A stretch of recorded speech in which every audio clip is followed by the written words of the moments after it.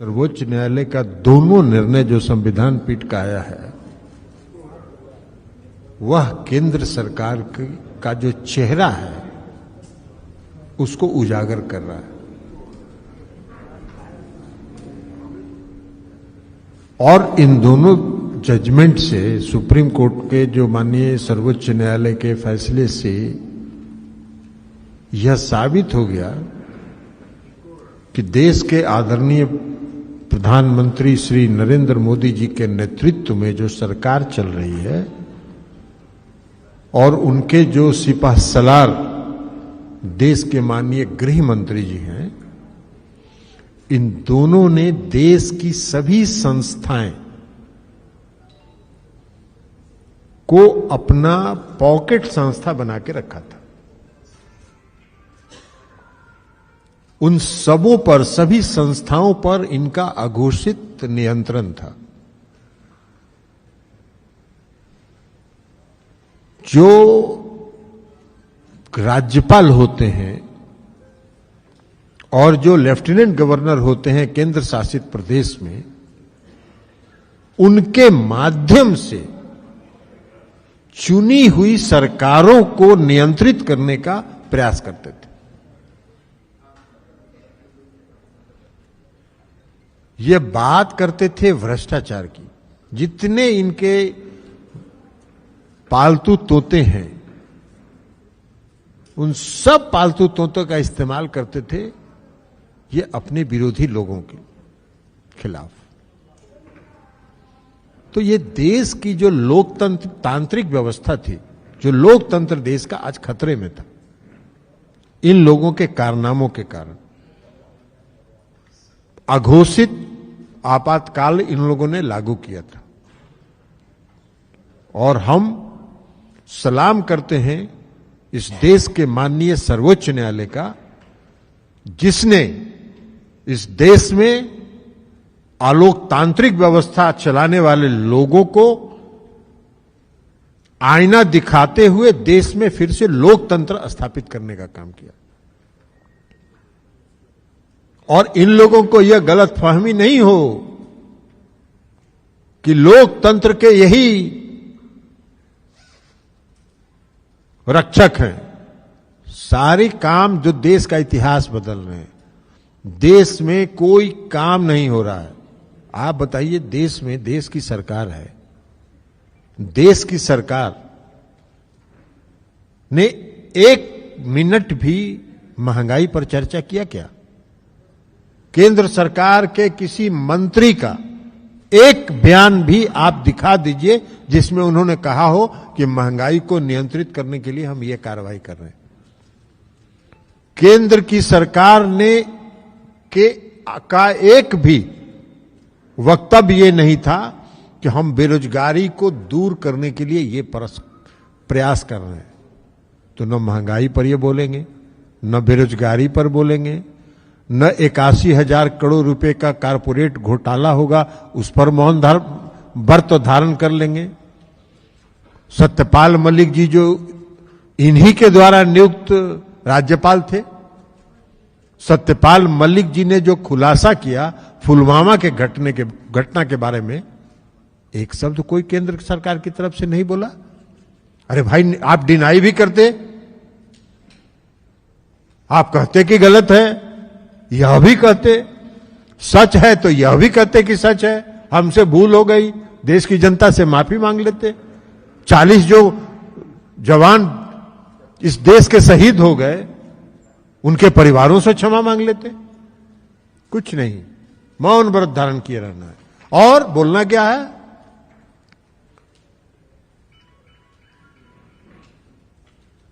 देश के सारे भ्रष्टाचारी मेरे खिलाफ एकजुट हो रहे हैं। अरे आप, कर्नाटक का चुनाव हुआ अभी, आप में से कई लोग कर्नाटक के चुनाव को देख रहे होंगे नजदीक से। पूरे कर्नाटक के चुनाव में सबसे बड़ा मुद्दा भ्रष्टाचार था,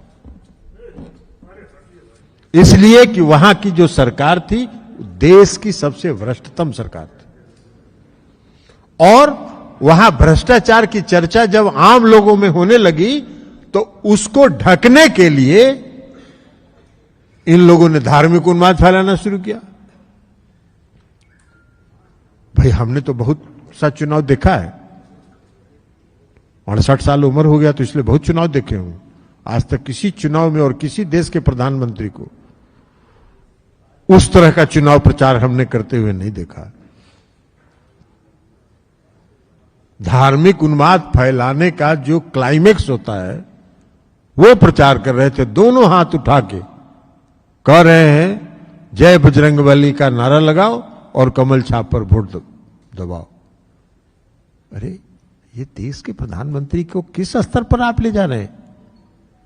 ये निम्नतम स्तर का प्रचार है। आप गरिमा है उस पद की, जिस पद को आप सुशोभित कर रहे हैं उस पद की गरिमा है। उस पद की गरिमा को तो कम से कम अक्षुण्ण रखिए। नहीं तो ये सब काम दिल्ली में क्या कर रहे थे भाई? ठीक कहा सुप्रीम कोर्ट ने। सुप्रीम कोर्ट ने क्या कहा कि भाई चुनी हुई सरकार जो जनता का प्रतिनिधित्व करता है उसको लेफ्टिनेंट गवर्नर जो नियुक्त होता है वो कैसे कंट्रोल करेगा? उसको कैसे काम करने का हक नहीं मिलेगा? महाराष्ट्र में क्या कहा? राज्यपाल के भूमिका जो है उसको संदिग्ध माना और राज्यपाल की भूमिका को संदिग्ध माना। और सुप्रीम कोर्ट ने यह भी कहा कि चूंकि उद्धव ठाकरे जी ने फ्लोर टेस्ट किए बिना इस्तीफा दे दिया था इसलिए हम उसको रिस्टोर नहीं कर सकते। और उद्धव ठाकरे जी ने कहा कि भाई हमने तो नैतिकता के आधार पर इस्तीफा दिया। तो आज नैतिकता किसके लिए है? आज नैतिकता एकनाथ शिंदे जी के लिए है। एकनाथ शिंदे जी को भी उसी नैतिकता के आधार पर इस्तीफा दे देना चाहिए और महाराष्ट्र में फिर चुनाव का घोषणा कर देना चाहिए। चुनाव होगा। लेकिन ये सब चीज किसी चीज से मतलब नहीं है। कर्नाटक में इन लोगों ने अथक प्रयास कर लिया, लेकिन अब 24 घंटा बचा है। एग्जिट पोल तो आप लोग देख चुके हैं। हम आपको बता रहे हैं कि जो मेरी जानकारी है एग्जिट पोल से कहीं ज्यादा संख्या से भारतीय जनता पार्टी वहां चुनाव हार रही है। तो आपका सब कुछ खत्म हो रहा है। धीरे धीरे आपका पूरा तिलस्मा खत्म हो रहा है। तो इसलिए अब इंतजार करिए 2024 का। और आने वाले समय में जो मध्य प्रदेश में छत्तीसगढ़ में भी चुनाव होना, वहां भी हारेंगे ये बुरी तरह। हम गए थे मध्य प्रदेश, वहां के लोगों से हमने जो अनुभव लिया, लोगों का मानना है कि ये सरकार को जाना चाहिए। तो मध्य प्रदेश भी हारिएगा, सब हारिएगा। और 2024 में तो फिर आपका सफाया होना ही होना है। तो इसलिए मेरा कहना है कि आज इस देश में फिर से लोकतंत्र स्थापित हुआ है और लोकतंत्र माननीय सर्वोच्च न्यायालय ने स्थापित किया। भ्रष्टाचार पर जो आप ड्रामा करते हैं, आपकी अपनी पार्टी भ्रष्टतम पार्टी है, जो कर्नाटक की जनता ने बता दिया। अब बिहार में आप एक बात बताइए जरा हमको, 2017 में छापा मरवा रहे थे तो 2017 में हम लोग अलग हो गए। तो 5 साल कुछ नहीं हुआ। 5 साल कुछ हुआ 2017 से 2022 तक? बताइए आप ही लोग, कोई बताइए, एक आध आदमी। नहीं हुआ। और जैसे ही फिर 2022 में हम लोग साथ हो गए, फिर शुरू हो गया। तो क्या है? ये पालतू तोतों का इस्तेमाल करते हैं आप।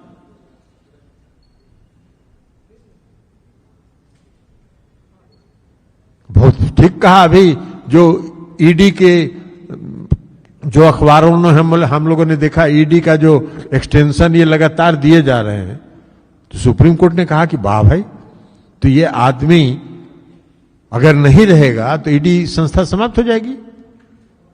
तो ईडी नहीं चल सकता है। तो ये हाल है। लेकिन करेंगे कैसे? वो सब पालतू हैं। तो पालतू को छोड़ के कोई नया को काहे के लिए लाएगा? तो इसलिए आज फिर से माननीय सर्वोच्च न्यायालय ने देश में लोकतंत्र स्थापित किया है। इनके लोकतांत्रिक विरोधी चेहरे को, जो देश में सारी संस्थाओं को समाप्त कर रहे थे, सारे पालतू तोतों का जो इस्तेमाल कर रहे थे, जो संवैधानिक संस्थाओं को समाप्त कर रहे थे, उनको अपने नियंत्रण में ले रहे थे, लेफ्टिनेंट गवर्नर, गवर्नर के माध्यम से चुनी हुई सरकारों को तंग कर रहे थे, उस सब पर लगाम कसने का काम किया है माननीय सर्वोच्च न्यायालय ने, और फिर से इस देश में लोकतंत्र स्थापित हुआ है। सर, आप लोग के पुराने साथी आरसीपी सिंह कल भाजपा में ज्वाइन कर लिए और बहुत कुछ उन्होंने नीतीश जी के बारे में बोला। श्री सिंह के अलावा एक और सी जोड़ा की चेयर उनको ज्यादा प्यारा है। देखिए, आरसीपी सिंह साहब के बारे में हम लोग पहले से जान रहे हैं और हम कई बार कह चुके हैं कि वो भारतीय जनता पार्टी के एजेंट के रूप में पार्टी के अंदर नीतीश कुमार जी को कमजोर करने में लगे हुए थे, और अब उसका पुष्टि हो गया, क्योंकि अंततो गत्वा बुद्धम शरणम गच्छामि वहीं चले गए जहां जाना था उनको। इस बिहार में तो बहुत चर्चा होती थी, हम लोग तो उस समय वही पार्टी के अध्यक्ष थे, नीतीश कुमार जी ने उनको अध्यक्ष, अपने इस्तीफा दे दिया था, उनको अध्यक्ष बनाया था, तो बहुत चर्चा होती थी बिहार में आरसीपी टैक्स के बारे में। तो अब तो उनको ना बताना चाहिए कि वो क्या था आरसीपी टैक्स, जिसके लिए वो उनको शोहरत हासिल था, तो अब वो बतावे। उनको कहेगा शोहरत मिला हुआ था, उसी का ना शोहरत मिला हुआ था। अब उन्हीं को ना बताना चाहिए कि भाई क्या था आरसीपी टैक्स, तो वसूलते होंगे इसलिए उनको मालूम होगा कि आज बोल रहे हैं कि भ्रष्टाचार हो रहा हो, तो कर रहे थे भ्रष्टाचार। वही नीतीश जी तो आंख मूंद के विश्वास करते हैं किसी पर, उन पर भी आंख मूंद के विश्वास किए हुए थे। अब उस विश्वास के आड़ में आप अगर भ्रष्टाचार कर रहे थे, तो देश की और राज्य की जनता जो आरसीपी टैक्स कह रही थी, वो तो सही साबित आप अपने मुंह से कर रहे हैं, खुद ही कर रहे हैं।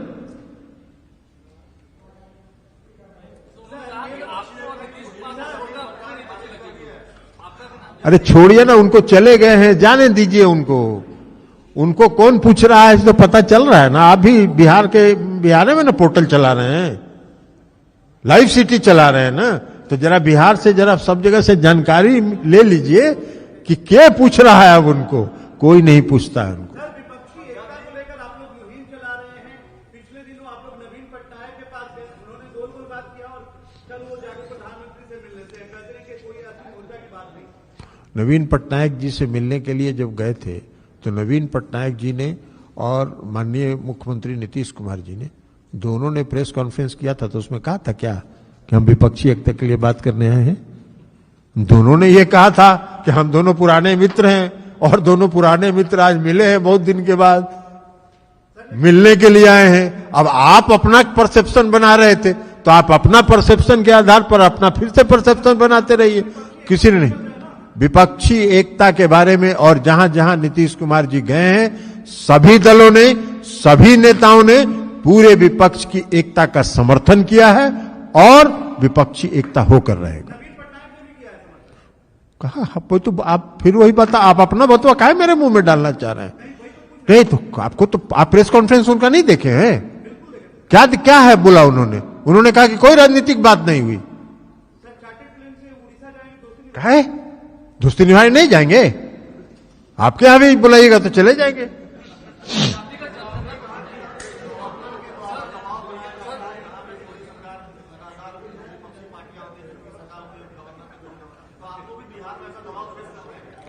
बिहार में क्या दबाव देंगे? बिहार में वो क्या दबाव देंगे? यहां कानून का राज है। यहां तो कोशिश कर रहे थे वो, आरसीपी सिंह जब उनके एजेंट के रूप में काम कर रहे थे, तो कुछ गड़बड़ करना चाहते थे, तो गड़बड़ करना चाहते थे, उसके पहले उनका गड़बड़ हो गया, महागठबंधन फिर से बन गया, 7 पार्टियों का गठबंधन बन गया, तो वहां फेल कर गए। महाराष्ट्र में सक्सीड कर गए, महाराष्ट्र में उनको सफलता मिल गई, और उसी को सुप्रीम कोर्ट ने आज फर्म किया है कि जो महाराष्ट्र में हुआ था वो गड़बड़ हुआ था। विकल्प किसी देश का होता है, किसी व्यक्ति का होता है। विकल्प नरेंद्र मोदी को इस देश की जनता ने जब 2014 में चुना था, क्या वादा किया था उन्होंने? 2 करोड़ लोगों को प्रति वर्ष रोजगार देंगे। तो 2014 से आज हो गया 9 साल हो गया ना, तो 18 करोड़ लोगों को तो रोजगार मिला ना चाहिए। तो आप भी तो पोर्टल चलाते हैं, जरा पता करिए। केंद्र की सरकार ने सारी नियुक्तियों पर पाबंदी लगा दिया है, कोई भी सरकारी नियुक्ति नहीं हो सकती है। तो सारी पाबंदी जब नियुक्ति पर तो उनको 13 जो 9 दूना 18 करोड़ लोगों को रोजगार कहां मिला? तो उसमें कोई विकल्प था क्या? विकल्प होता नहीं है, विकल्प पैदा हो जाता है। और विकल्प नरेंद्र मोदी का पैदा होगा 2024 में, आप देख लीजिएगा। अभी सभी नेताओं से, अब सभी दलों से बातचीत हो गई। अब बात करेंगे माननीय मुख्यमंत्री जी, सभी पार्टियों से बात करके कोई तिथि तय करेंगे, और तिथि तय करने के बाद सबकी सहमति से कोई बैठक होगी। और हो गया ना?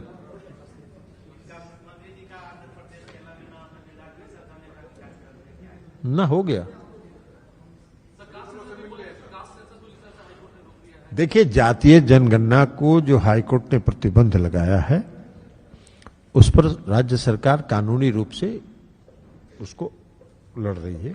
कल हमने आज अखबार में देखा है कि सर्वोच्च न्यायालय में फाइल हुआ है एसएलपी, लेकिन जातीय जनगणना आवश्यक है। और आप लोगों को एक चीज बता दें कि मंडल कमीशन, शायद बहुत से आप में से साथी मंडल कमीशन का दौर नहीं देखे होंगे।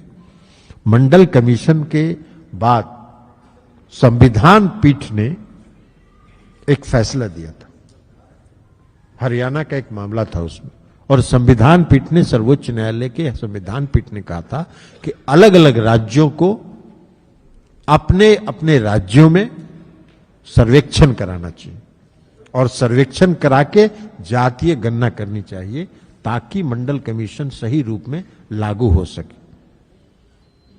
अभी आपने देखा कि जो पंचायत का और नगर निकाय के चुनाव में सर्वोच्च न्यायालय ने कहा कि ट्रिपल टेस्ट होना चाहिए। ट्रिपल टेस्ट क्या है? ट्रिपल टेस्ट वही है ना कि किस समाज के किस वर्ग को क्या उसकी स्थिति है, उसको क्या लाभ मिला, समाज के मुख्य धारा। तो और जातीय गणना क्या है? हम जनगणना नहीं करा रहे, हम जातीय गणना करा रहे हैं, और उससे समाज के हर तबके को लाभ है। कोई भी तबका ऐसा नहीं है जिसको लाभ नहीं है। लेकिन भारतीय जनता पार्टी के लोग जातीय गणना के खिलाफ शुरू से रहे, और खिलाफ रहने का कारण यह रहा है कि उनको लग रहा है कि उनका जनाधार समाप्त हो जाएगा। इसलिए हम लोग दिल्ली में मिले, 11 सांसदों का प्रतिनिधि मंडल मिला, बिहार के माननीय मुख्यमंत्री जी सभी दलों के प्रतिनिधि मंडल को लेके गए दिल्ली। बिहार विधानमंडल से 2-2 बार प्रस्ताव पारित हुआ जातीय गणना कराने का, फिर भी बीजेपी उसमें केंद्रीय नेतृत्व अड़ंगा डाल रही थी। भारतीय जनता पार्टी सहमत नहीं थी, और जब माननीय मुख्यमंत्री जी ने यह कहा कि आप सहमत हो चाहे नहीं हो, हम तो जातीय गणना कराएंगे, और तब भारतीय जनता पार्टी उसमें शामिल हुई। तो इसलिए भारतीय जनता पार्टी उसकी पहले से विरोधी रही है। अब दबाव में उसने सहमति यहां दिया, तो अब पर्दे के पीछे से काम कर रहे हैं, न्यायालय का इस्तेमाल कर रहे हैं।